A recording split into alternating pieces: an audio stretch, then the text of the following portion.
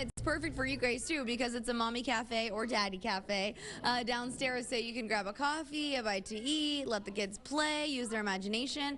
And we've taken this segment upstairs because there's some classes that go on this summer. I want to bring Mark in here. So Mark, you're a dad as well, and this is you and your wife's place here in Chula Vista called Mon Petit Chateau. It's French inspired, and upstairs though there's classes for sign language and learning different languages for kids. Tell us a little bit about them. Absolutely, yes. We have phonics classes, language classes, art classes, dance classes as well. Right now, this morning, we have a sign language class going on over here in the corner. Directly in front of me, we have a phonics class.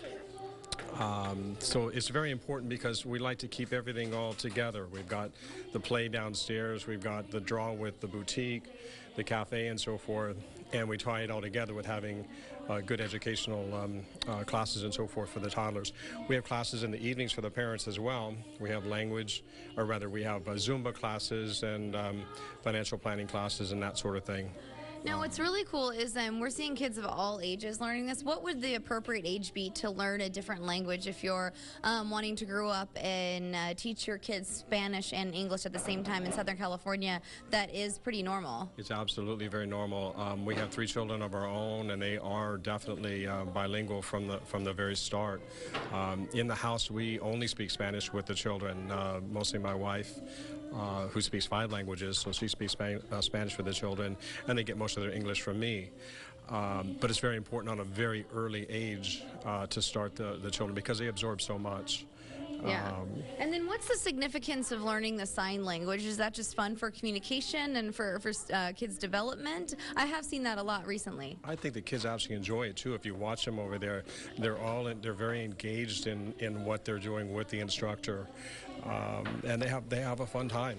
You know, and at the same time, they're actually learning a language and something they can share with each other of those others that also know sign language. So, what are, as a parent, what are the difficulties or maybe simplicities to teaching your child 2 languages? Is it easier, do you think, starting from birth and just always teaching them 2 languages right from the start?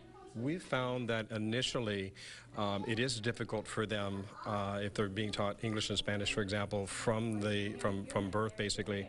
That they might have develop some speech patterns a little bit early on. It was a little more difficult for them because they are balancing those 2 languages. But overall, that's the time for them to soak this up and to really get a good foundation in both languages, and that's certainly been indicative of our kids. Yeah, definitely. I want to introduce, it's Marco, right? Marcos, yes. Marcos. So come here real quick. Since you know so many languages, I want you to help us out. You're just going to toss it back to the studio to Shali and Raul. So hold my microphone.